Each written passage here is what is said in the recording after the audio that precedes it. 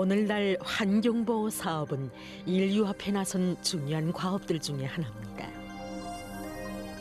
사람들은 지난 수십 년 동안 환경 위기를 뼈저리게 체험했으며 환경을 보호하고 푸른 지구를 보존하기 위해서 꾸준히 노력하고 있습니다. 이런 노력의 산물로 최근 시기에는 환경을 보호하고 개선하기 위한 산업, 즉 환경산업이라는 새로운 분야가 생겨나 그 발전이 적극 추진되고 있습니다.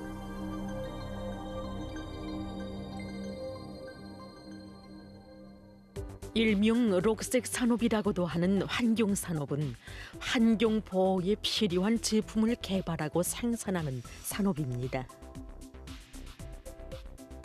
환경산업은 환경오염의 극복, 생태 환경의 개선, 자연 부원의 보호 등을 목적으로 진행되는 기술 개발, 제품 개발, 상품 유통, 자원 리용, 정보 봉사 등을 내용으로 합니다. 환경산업 분야에는 폐기물 처리 및 재생 부문, 태양열이나 풍력과 같은 자연 에너지 리용 부문, 대기 오염 방지와 물 처리 부문, 하천 정화와 도시록화와 같은 환경 회복 및 환경 창조 부문 등이 있습니다. 그럼 이번 시간에는 하천 정화, 도시록화와 같은 환경 회복 및 환경 창조 부문에서 주목되는 몇 가지 문제에 대해서 보기로 하겠습니다. 지구의 평균 기온은 올라가고 있으며 자연재해도 더 자주 발생하고 있습니다. 여기서 주목되는 것은 무엇보다도 산업폐수와 생활오수 등에 의한 강하천, 호수의 오염과 퇴적을 막고 하천 생태 환경을 회복하기 위한 노력이 강화되고 있는 것입니다. 물에 띄우고 식물을 차려오는 생태 띄우개로 강과 호수 등의 물을 정화하는 기술이 그 중에 하나입니다. 식물의 용량액 재배 기술을 물의 정화에 적용한 이 기술을 이용하면 띄우개에 심은 식물이 뿌리를 통해서 물속의 질소와 린을 흡수하면서 자라고 미세 조류의 생장을 억제시키므로 오염된 물을 효과적으로 정화할 수 있다고 합니다. 또한 토지나 질소 비료, 린 비료가 없이도 띄우개에 남새 등을 심어 이용할 수 있고 화초와 같은 관상적 가치가 있는 식물을 심어서 수욕을 녹화할 수 있으므로 환경 보호에도 좋고 경제적 효과성도 높일 수 있습니다. 환경보호 사업에서 주목되는 것은 다음으로 생태도시 건설의 세계적 추세에 맞게 지붕 녹화, 립체 녹화 기술을 받아들여 도시 녹지 면적을 결정적으로 늘리며 모든 도시를 공원 속의 도시, 수림 속의 도시로 만들기 위해서 노력하고 있는 것입니다. 도시의 녹색 식물들은 살아있는 흡진기, 천연 소독원으로 불리우고 있습니다. 자료에 의하면 일반 공업도시에서 한 평방킬로미터당 매해 먼지가 떨어지는 양은 500여 톤에 달하는데 도시의 녹화 피복률이 1% 늘어나면 한 평방킬로미터 안의 공기에서 수십 킬로그램의 먼지를 없앨 수 있다고 합니다. 이러해서 최근 시기 세계적으로 도시의 생활 환경 개선에 좋은 도시 수림에 대한 관심이 높아지고 있습니다. 도시 수림이란 도시와 그 주변에서 자라고 있는 키나무와 떨기나무를 기본으로 하는 수림입니다. 현재 어느 한 나라의 수도에서는 공원에 손상된 나무들의 그림을 그리는 사업을 진행하고 있습니다. 이 사업은 2016년에 시작됐는데 현재까지 200여 개의 그림이 그려졌다고 합니다. 그림의 대부분은 풍경과 동물들이며 그림 그리기를 좋아하는 사람들은 나이와 직업에 관계없이 모두가 참가할 수 있습니다. 그림 그리기는 공원들에 있는 손상된 나무들을 관리하기 위한 사업의 일환입니다. 지난 시기에는 손상된 나무의 구멍을 청소하고 소독해서 그것을 벽돌 조각이나 세멘트로 메우곤 했습니다.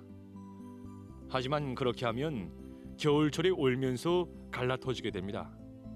지어 나무의 석 부분이 병균의 작용으로 해서 인차풍화되고 구멍이 생기면서 강한 바람이나 번개가 칠 때면 넘어질 수도 있습니다. 나무들에 있는 손상된 부위에 이 흰색 방수 칠감을 바른 다음 그림을 그려놓습니다. 이 그림은 손상된 나무들에 대한 추가적인 보충으로 됩니다. 손상된 부위들의 그림을 그려놓으니 이 나무들이 완전히 회복되고 있습니다. 나무에 움푹 패인 곳에 아크릴계 칠감으로 청소도를 그렸는데 이 칠감은 나무에 피해를 주지 않습니다. 그리고 자연 환경에도 잘 어울립니다. 공원을 거닐며 나무에 그린 그림도 감상합니다. 이렇게 그림을 그려놓으니 나무들이 막 살아서 숨 쉬는 듯한 감이 듭니다. 한편 이곳에서는 지방의 야생 식물들로 작은 정원을 꾸리는 사업도 진행되고 있다고 합니다. 이 사업의 목적은 야생 식물 심기를 장려해서 사람들이 도시에서도 지방 특유의 자연 환경을 체험할 수 있도록 하는 데 있습니다.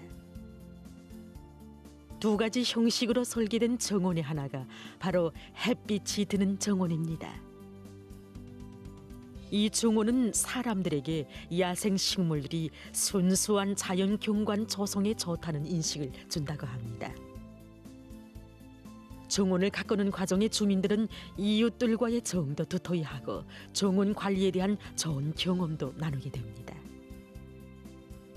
다른 하나의 정원은 건물 앞마당의 빈 땅 문제를 해결하기 위해서 설계된 그늘이 지는 정원입니다.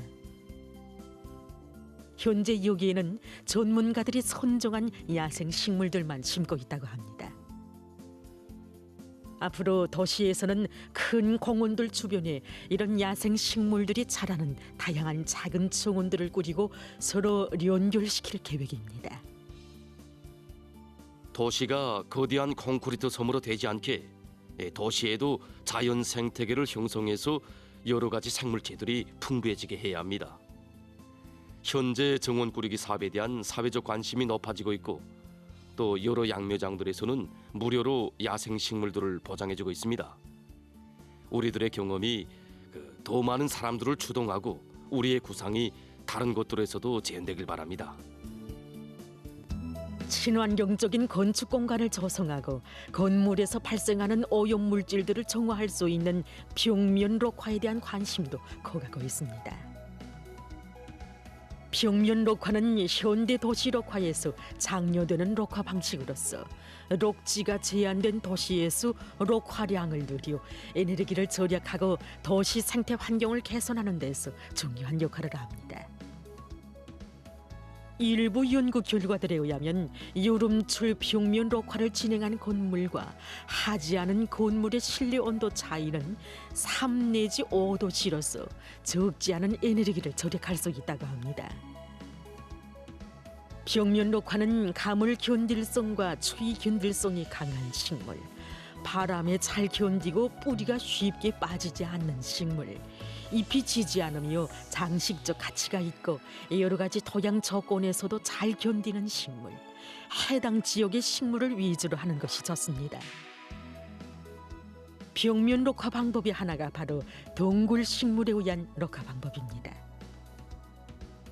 동굴 식물에 의한 벽면 녹화는 고전형 방법으로서 동굴 식물들의 부착성을 이용해서 벽체를 녹화합니다.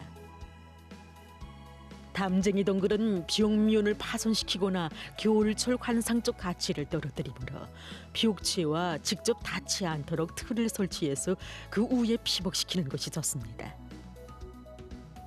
벽면 녹화 방법의 다른 한 가지 방법은 재배 기질과 관수 시설에 의한 녹화 방법입니다. 이 방법은 현대 립체 녹화 기술을 적용한 방법으로서 동굴 식물만이 아닌 여러 가지 식물들을 이용합니다. 여러 가지 경량화된 배양 기질과 고정 재료, 순환 식물 공급 체계를 이용함으로써 여러 가지 식물들로 벽면을 다양한 문양으로 형성할 수 있습니다. 이 건물은 온화한 나라에서 진행된 박람회의 럭색 건물입니다. 현대 기술과 자연 환경이 조화롭게 결합된 럭색 건물에서는 현재 8만여 종의 식물들이 자라나고 있다고 합니다. 건물의 중심은 자연의 햇빛이 아래층까지 골고루 비춰들 수 있게 설계됐습니다. 건물에서 소비되는 물은 바닷물을 정제해서 이용하고 있으며 물 소비량을 줄이기 위해서 방울식 관수를 도입했다고 합니다. 건물 안에는 식물 상태를 비롯해서 환경 자료를 수집하는 로봇들도 있습니다. 우리는 사람들이 건물을 돌아보면서 럭색 건축에 대한 이해와 경험, 기술을 서로 교환하면서 더 훌륭한 럭색 건축 설계를 내놓도록 착상을 주기 위해 노력하고 있습니다. 그리고 건축의 럭색화에 미래의 도시와 인류의 미래가 있다는 것을 강조하려고 했습니다. 이 건물은 유럽에서 가장 큰 실내 수직 정원입니다. 수십 년간 이용되지 않던 담배 창고를 개조한 이 실내 수직 정원의 면적은 560평방미터에 달합니다. 금속과 방수 섬유 재료를 가지고 실내에 수직 정원을 만들었습니다. 이 정원의 너비는 32m이며 높이는 17m이며 관수체계도 되어 있습니다. 여기에 26종의 식물들을 심어서 여러 가지 색깔의 럭색 가림막을 형성했습니다. 유리 천정을 통해서 정원에 필요한 햇빛을 보장해주게 됩니다. 자연적인 빛이 충분하지 않을 때는 레드등을 켤 수도 있습니다. 때문에 건물 벽면에서는 식물들이 계속 자라게 되며 서로 다른 모양으로 사철 색깔이 변하게 됩니다. 럭색 지붕은 건물의 냉난방 비용을 절약하고 훌륭한 환경을 보장해주는 것을 비롯해서 좋은 점이 한두 가지가 아니라고 합니다. 우리는 럭색 지붕을 통해 건축물의 럭색화가 환경에도 좋을 뿐 아니라 도시의 환경과 문화적인 측면에서도 훌륭한 본보기로 될 수 있다는 것을 강조하려고 했습니다. 그리고 대학의 교직원들과 학생들에게 좋은 학습 조건을 보장해 주자는 데도 목적을 두고 있습니다. 생태 환경 보호에 이바지하는 럭색 건재 개발 사업도 적극 추진되고 있습니다. 럭색 건재는 생산과 이용, 관리, 폐기 및 재생 순환의 전 영역에서 독성이 없고 환경을 오염시키지 않을 뿐만 아니라 생태 환경 유지와 건강 보호에 필요한 여러 가지 기능과 역학적 경고성, 내구성을 갖춘 건재입니다. 럭색 건재는 그 기능과 역할의 견지에 따라서 이산화탄소 방출량을 최대한 줄일 수 있는 에너지 절약형 건재, 지구의 생태 환경을 보존하기 위한 자원 절약형 건재, 사람의 건강에 유익한 건강 기능 건재 등으로 구분됩니다. 이처럼 환경 보호는 인류의 운명과 직결되어 있으며 그 어느 나라나 할 것 없이 환경 보호 사업을 떠나서 지속적인 경제 발전을 이룩할 수 없습니다. 환경 산업은 인류의 생존과 건강을 보호하고 경제의 지속적인 발전을 이룩하는 데서 중요한 작용을 하는 것으로 하여 각국의 관심 속에 더욱 적극화될 것입니다.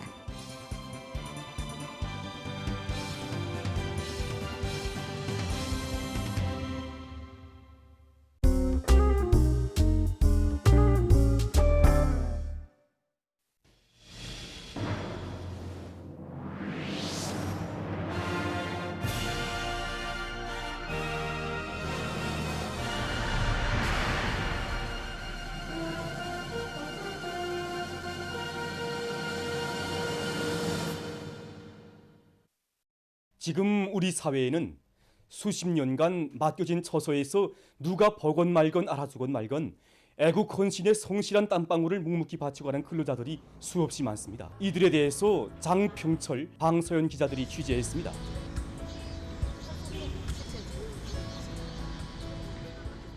이 차는 지난 30여 년간 당보를 비롯한 출판물과 우편물 채송을 위한 운행길을 달려온 여기 평양 우편국 운수작업반 운전사인 고봉춘 동지의 차입니다. 우편통신차는 여러 번 바뀌었어도 그는 수십 년간 어느 하루도 운행길을 멈춘 적이 없었습니다. 이제는 환갑 나이가 훨씬 넘었지만 그는 오늘도 변함없이 채손길을 달리고 있습니다. 제가 하는 일은 국민이라면 누구나 다 하는 평범한 일이라고 생각합니다. 하지만 이 당에서는 저에게 높은 급의 국가수준도 안겨주고 이번에는 경리동의 희한한 새 살림집을 안겨주었습니다. 정말 꿈만 같았습니다. 국민으로서 내 맡은 일을 더 잘해야 되겠다 하는 생각뿐입니다. 시적으로 몰림녹화 사업에서 앞장선 단위의 하나인 여기 만경대구의 몰림사업소에는 작업반장으로 일하는 신옥화 동지를 비롯해서 수십 년 동안이나 일하고 있는 동지들이 여러 명이나 됩니다. 우리 일은 정말 이거 사람들 눈에 띄우지도 않고 그렇지만 이거 내가 심고 가보는 나무들을 보면서 사람들이 좋아할 때 제일 기쁩니다. 이모세 일에서 제가 이렇게 34년을 일하게 되었습니다. 내가 이 몰림사업소에서 일한 지는 얼마 안 됐습니다. 하지만 여기서 일하면서 우리 판자동지랑 신옥화동지랑 보면서 많이 생각하게 됐습니다. 우리가 가꾸는 이 꽃과 나무도 아름답다고 합니다. 하지만 그것을 갖고 가는 우리 기능공 동지들의 그 마음과 정신세계가 더 아름답다고 봅니다. 여기 평양의학대학병원에도 20년, 30년 이상이나 환자 치료에 정성을 바쳐가고 있는 간호원, 간호장 동지들이 무려 70여 명이나 된다고 합니다. 정말 단발머리 처녀 시절부터 현재까지 환자 치료에 정성을 바쳐가면서 그 어떤 명예나 버스도 바람이 없이 한 모습으로 변함없이 걸어가고 있는 이들을 가리켜서 여기 병원을 찾는 사람들뿐 아니라 의사 선생님들까지도 간호장 어머니라고 스스럼 없이 부르고 있다고 합니다. 환자들이 대체로 태어날 때 찾아와서 정말 치료 잘 받았다고 정말 감사하다고 인사하곤 합니다. 하지만 그 말을 들을 때마다 간호원들 생각이 저절로 나곤 합니다. 우리 간호원들은 환자들 치료를 위해서 피도 소숨없이 바치고 진짜 정성과 뜨거운 인간애를 바치면서 묵묵히 하는 간호원들이 많습니다. 이렇게 수십 년 동안 자기 직종에서 묵묵히 일해온 그 간호원들을 보면 머리가 수그러지고 존경심이 갑니다.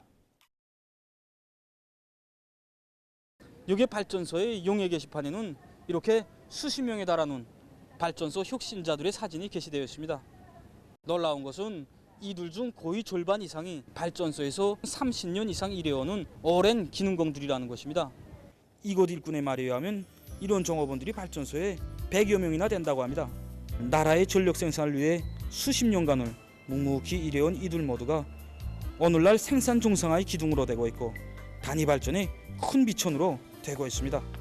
사람들이 이건 내가 발전소에서 30년 동안 일했다니까 옳지 않아 같습니다. 이렇게 말하곤 합니다. 그럴 때마다 난 이렇게 생각한다. 어떤 직업에서 얼마나 일한 게 중요한 게 아니라 자기 맡은 처소에서 어떻게 일했는가가 더 중요하다고 생각합니다. 이것이 발전소를 또 메고 나갈 새 세대 전력 생산자들에게 하고 싶은 말입니다. 이들은 우리 사회의 그 어디서나 볼 수 있는 평범한 사람들이고 또 그 일부에 지나지 않습니다. 하지만 숭고한 국민적 자각을 안고 자기 맡은 처소에서 변함없이 애국의 길을 이어가는 이런 근로자들이 있기에 조국 번영의 처석은 더욱 굳건히 다져지고 있습니다.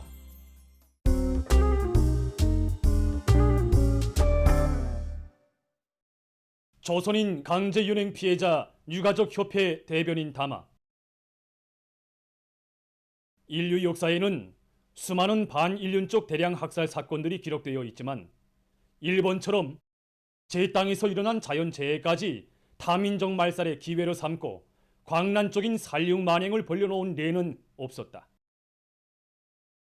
1923년 9월 1일 돌발적으로 일어난 대지진과 그로 인한 화재로 하여 도쿄, 요코하마를 비롯한 일본의 간도 지방은 불바다로 폐허로 화했으며 수많은 사상자, 행방불명자가 발생하고 사람들 속에서는 아무런 구제 대책도 취하지 않고 있는 정부에 대한 불만이 고조되었다. 일본 정부는 지진으로 인하여 조성된 심각한 사회 정치적 위기를 모면하기 위해 조선 사람들에 대한 학살 만행을 조작하였다. 언론기관들을 내세워 조선인들이 폭동을 일으키고 있다. 조선인이 일본인을 전멸시키고 일본을 빼앗으려 한다는 허위와 기만에 찬 선전을 대대적으로 벌리면서 민족적 대립 감정을 격화시켰으며 도로에 나타나거나 가옥 및 기타 장소에 숨어있는 조선인들을 남녀노소의 구별 없이 모조리 살해할 것이라는 살인 명령을 하달하였다. 군대와 경찰은 물론 자경단, 청년단과 같은 오영단체들까지 사람잡이에 미쳐 들어가면서 불과 열흘 남짓한 기간에 2만 3천여 명에 달하는 무고한 조선 사람들의 목숨을 앗아갔다. 간또 대지진을 계기로 감행된 조선인 살육 만행은 결코 자연 발생적으로 일어난 우발적인 사건이나 몇몇 고위 인물들에 의해서 꾸며진 개별적인 테러 행위가 아니라 정권 유지를 위한 출로를 타 민족에 대한 배타주의를 고취하는 데서 찾은 일본 정부에 의해서 계획적으로 조직적으로 감행된 무차별적인 대량 학살 범죄였다. 일본 사무라이 고유의 잔인성과 야만성을 그대로 보여준 간또 조선인 학살 사건은 마땅히 이미 오래전에 그 진상이 밝혀지고 주모자들은 역사의 준엄한 심판을 받아야 하였다. 그러나 오늘까지도 일본 당국은 간또 조선인 학살 사건과 관련하여 여러 가지 견해가 있다느니 역사가들이 풀어야 할 문제이다느니 하면서 그에 대한 국가적 책임을 부정하고 있다. 뿐만 아니라 지난 시기의 수법 그대로 반공화국 모략 선전으로 우리 공화국에 대한 거부감, 적대감을 불러일으키면서 청년과 제일조선 국민들에 대한 탄압을 정당화하고 자국민들을 재침야역 실현의 동조자로 만들려 하고 있다. 지금도 일본에서는 땅이 조금만 흔들려도 인터넷 위에 제일조선 국민들에 대한 혐오스러운 발언들이 나돌면서 간또 조선인 학살 사건 때의 악몽을 되살리게 하고 있으며 그들의 생명과 권익이 엄중한 위협을 받고 있다. 죄는 지은 대로 가기 마련이다. 아무리 세월이 흐르고 세대가 바뀐다 해도 우리는 간또 조선인 학살 사건을 비롯하여 일본이 조선 민족에게 저지른 가지가지의 반인륜적인 범죄 행위들에 대하여 절대로 잊지 않을 것이며 반드시 1100배의 대가를 받아내고야 말 것이다. 일본 당국은 우리 인민의 대일결산 의지를 똑바로 알고 이제라도 조선 민족에게 저지른 반인륜적인 범죄 행위들에 대하여 성근하게 사죄하며 철저히 배상하여야 할 것이다.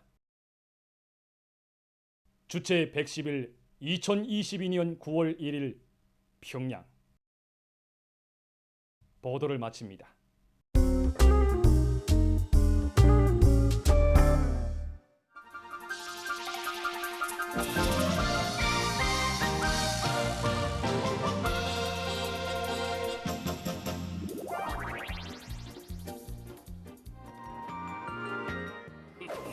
선녀장수, 이제 내 손에 잡혔지.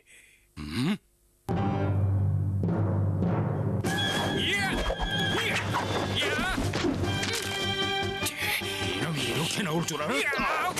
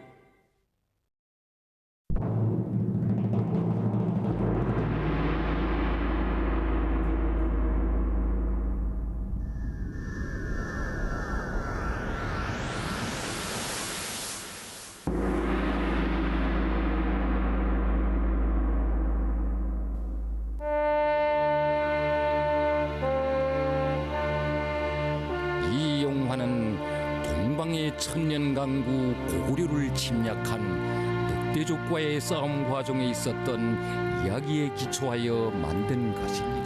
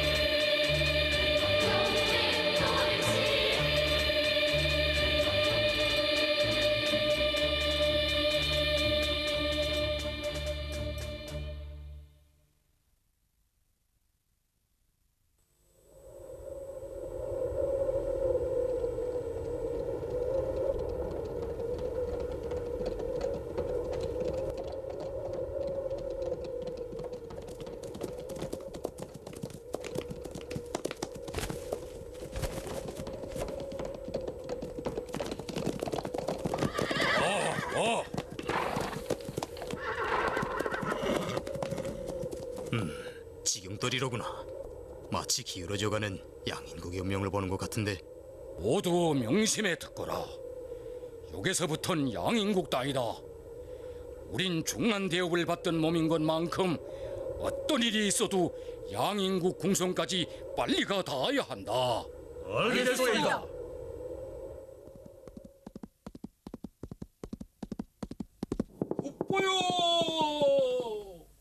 뭐라고? 고구려의 소류장수가 사신으로 온다고? 그렇소이다, 상감마마. 방금 변방 순찰 군사로부터 소식이 날아왔소이다. 소류장수가 온단 말이지. 그는 10년 전 늑대족 놈들과의 싸움에서 날 구원해 주었지. 내 생명의 은인이야. 이젠 됐다. 소류장수가 오니 한결 마음이 놓인다. 대보 옹궐은 듣거라. 빨리 영접 대감을 변방성에 파하여 소류장수를 귀한 손님으로 맞이하라. 알겠소이다.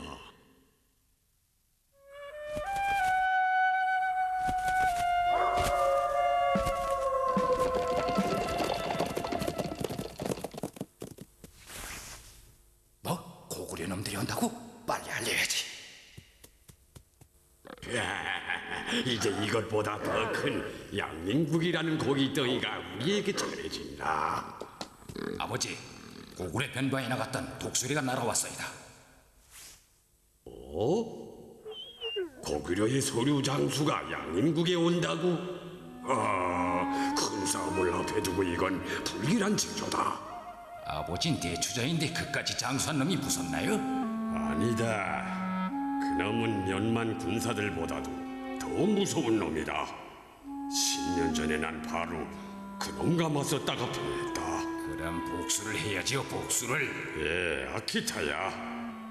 넌 빨리 양인국에 박혀있는 검은 유령에게 소류장수를 없애치우라는 이 대추장의 용을 주라. 알겠어요. 소류인어.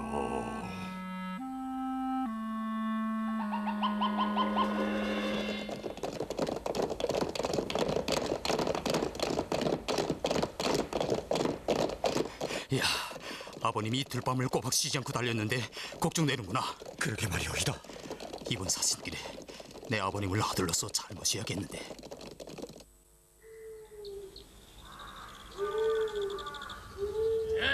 마음껏 마시자. 저 지두령이 한턱 쓴 거야.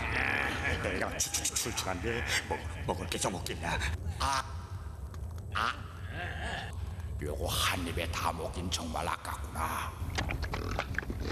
나 싹싹 다 처먹었구나. 돼지 같은 놈. 고소하다. 내가 술을 맞아 먹고 먹어줄게.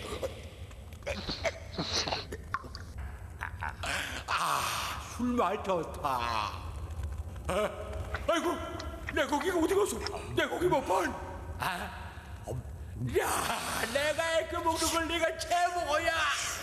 야.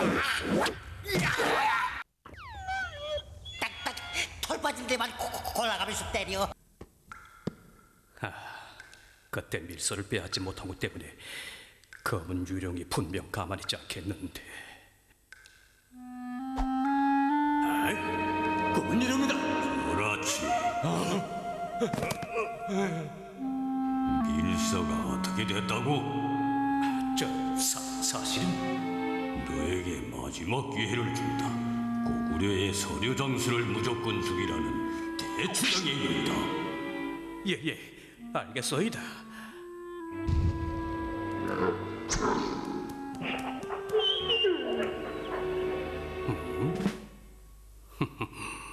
영접 대감의 변방송에 마중 간단 말이지.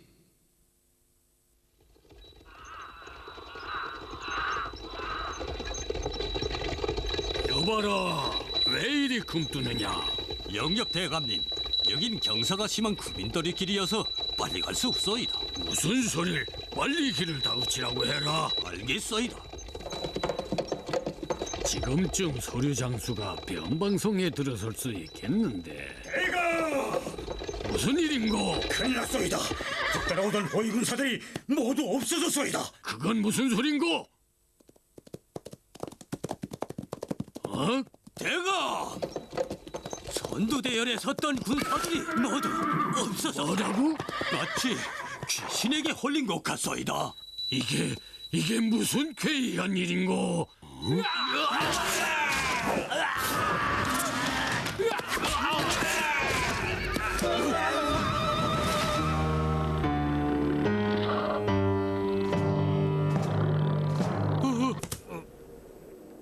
야!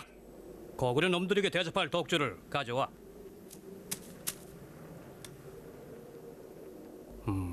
설류 장수라.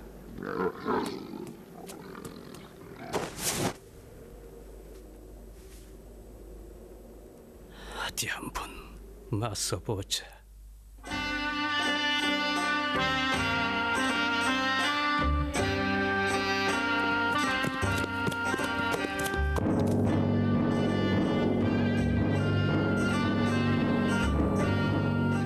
고구려에 이름난 서류장수께 변방송 성주 문안드리오. 이렇게 다들 마중 나와 주어서 고맙소. 야, 이 변방송의 모든 사람들이 다 떨쳐 나선 것 같구나. 정말 그렇소이다. 굉장한데? 상감마마의 어명을 받고 온 영접 대감이오이다. 아, 그렇소. 먼 길을 오느라.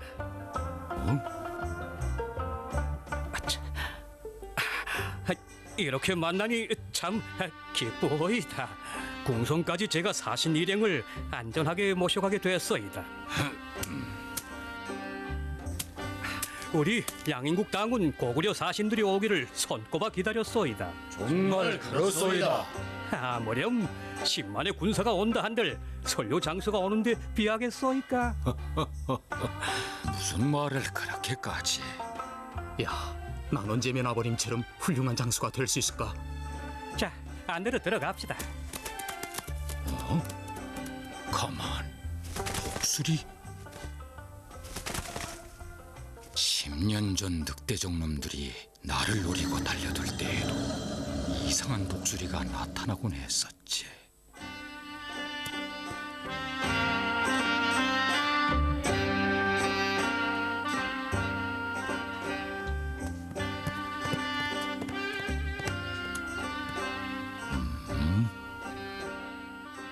이거 변변치 못하지만 저희들의 성인이 어서. 사실 이 좌석은 영접 대감이 직접 나서서 준비했소이다.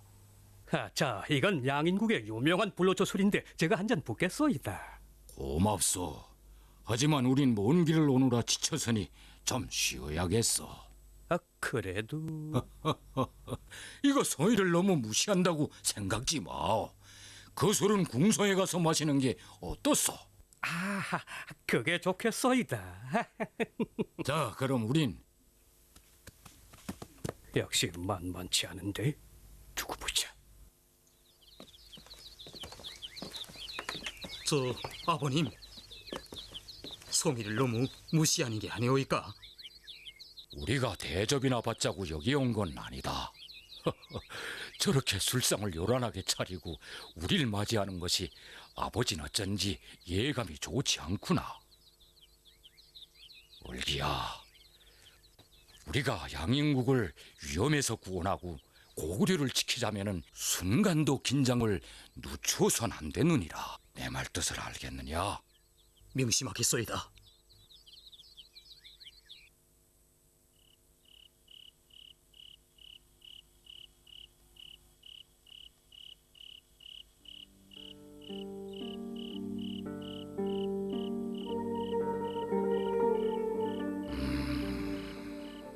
영접대감의 인사는 분명 늑대족의 인사법인데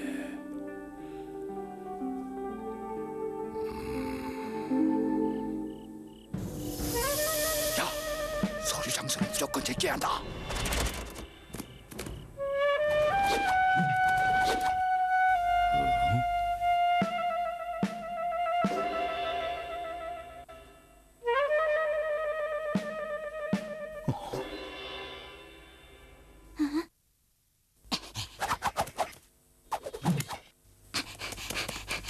분명 무슨 소리가 났는데. 아이고, 저놈의 개새끼 때문에 큰일을 망쳤다.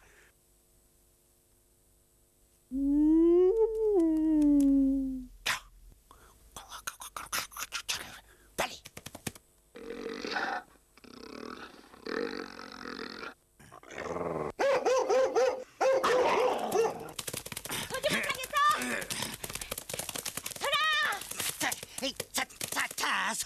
섰다. 야, 내가 왜 널 여길 끌고 왔는지 알아? 이놈이 왜 이럴까?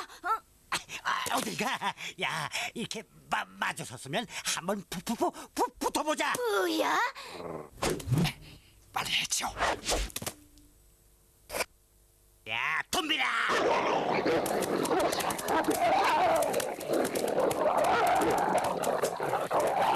야, 이거 놓고 말하자. 난 싸움을 말로 할 줄 몰라 이놈아. 날 죽일 생각 말고 제주인부터 살릴 생각을 해야지. 그건 무슨 소리야? 빨리 말해. 우린 너의 늙은 주인을 죽이려고 왔는데 이젠 끝장이 났을지도 몰라. 뭐야?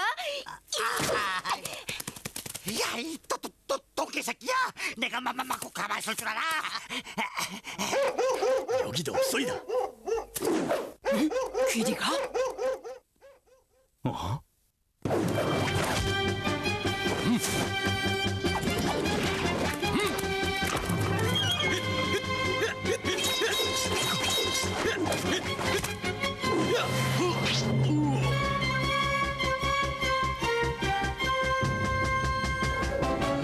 모조리 같은 놈들.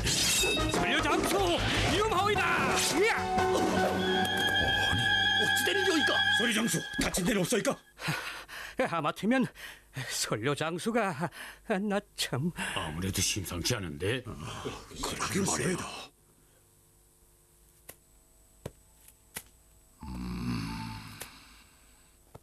아버님이 사신 임무를 수행하자면 궁선까지 무사히 가다해야겠는데. 이번 사신 임무가 생각보다 더 어렵겠구나. 아버님, 빨리 여길 떠야 할 것 같소이다. 나도 그 생각이다. 영접대감, 당장 길을 떠나야겠소. 아니 이거 아직 새벽 닭도 울지 않았는데. 모두 떠날 준비를 갖추라. 알겠소이다. 야, 정황이 달라졌다. 아침까진 그놈들과 함께 매복지점에 도착할 테니 맞이할 준비를 서둘러라. 알겠소이다. 설류 이놈, 내 꼭 네 놈들을 함정으로 몰고 갈 테다.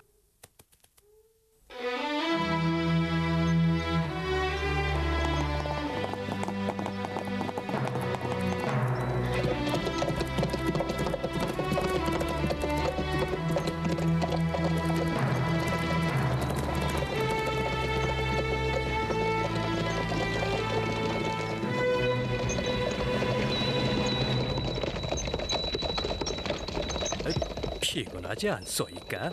일 없어. 독수리? 마차를 세워라. 뭐이까? 아니? 웬일이 오이까?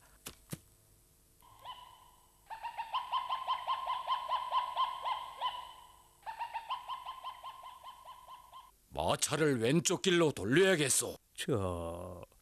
그쪽으로 가면 궁성을 내돌아 갈 텐데.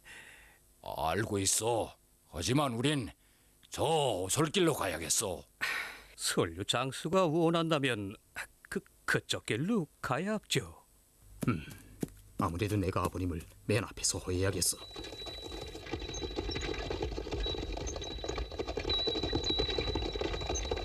이걸 어쩐다. 빨리 알려야 한다.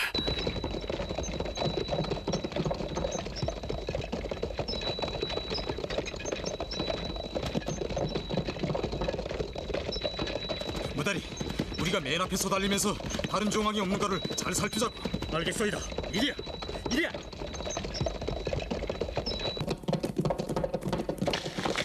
와. 야, 저놈들부터 유인해서 없애치우자.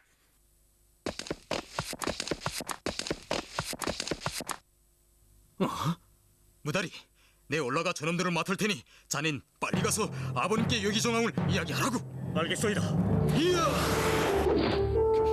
별박아, 우리도 너의 주인을 따라가자. 그렇게 하자. 자, 빨리.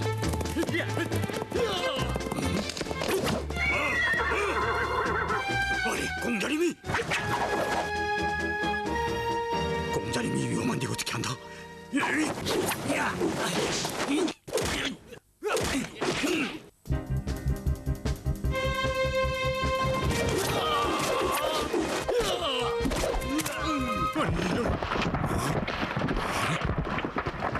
이놈 죽어봐.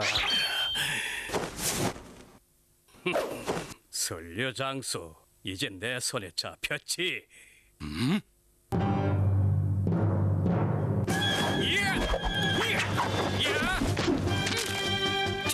이놈이 이렇게 나올 줄 알았다. 화살을 날리라. 선류장수 유봉이다. 성준이.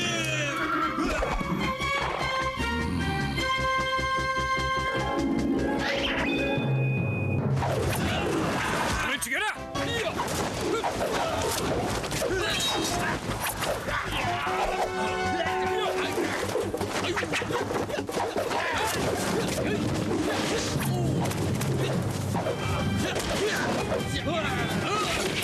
저놈들을 만만치 않은데.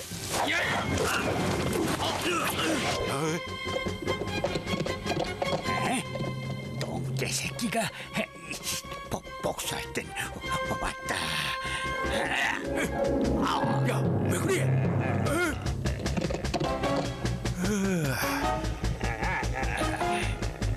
빨리.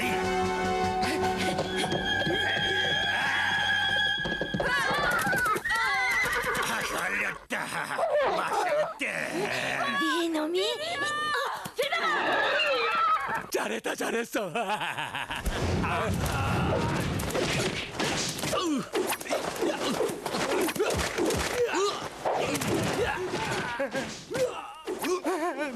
무섭다. 어쩐다. 그렇지.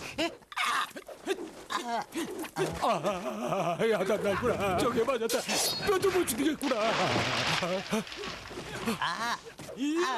옳지. 자넨 아버님을 어떻게 하고 올라왔나? 공자님, 저기 연기가. 혹시 아버님이? 선하니 막아서며 영화되어 나으리 온수가 덤벼들며 거대에 싸우니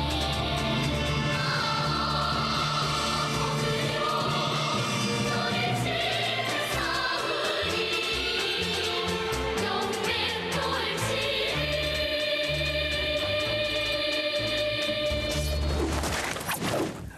이놈, 어디 내 이 독화살 맛을 봐라.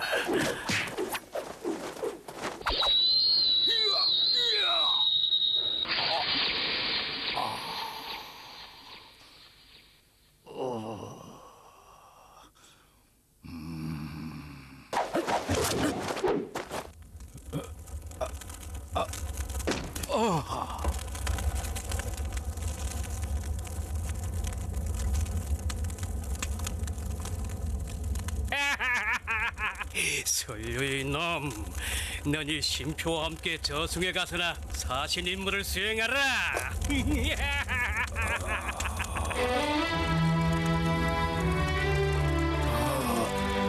사신표가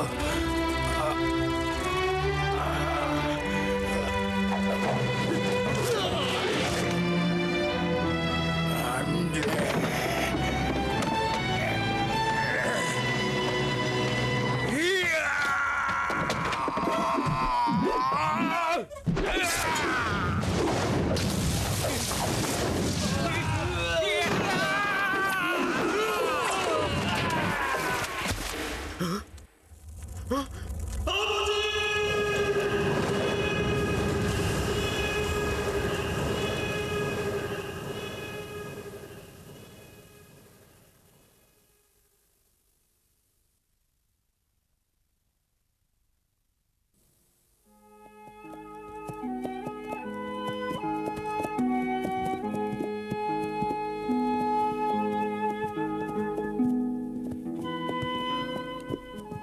지금 어디로 가느냐?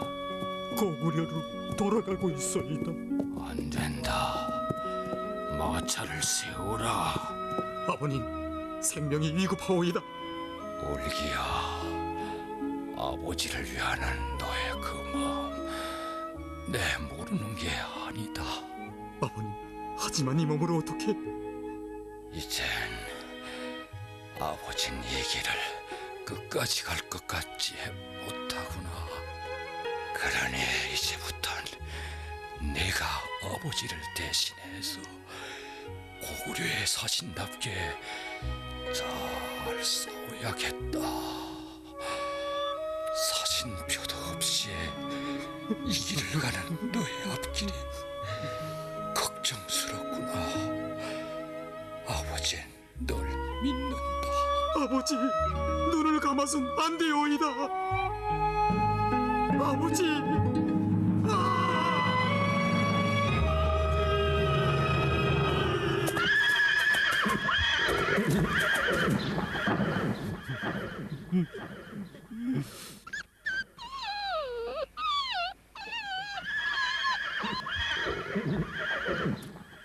공자님, 모든 게 내 잘못이오이다.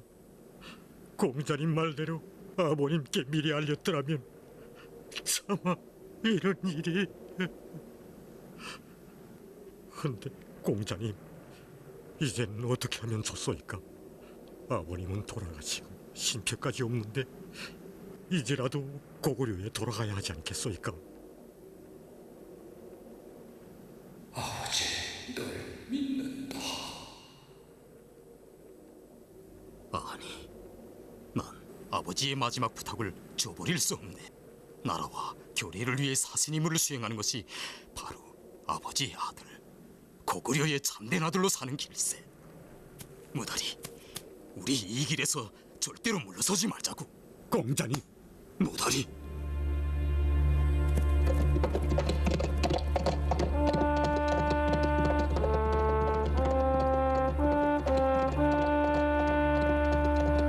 뜻밖의 아버지를 잃은 우리의 주인공 을기와 모달. 사신표도 없이 가는 그들의 앞길에 어떤 위험이 막아 나설지 누구도 몰랐습니다.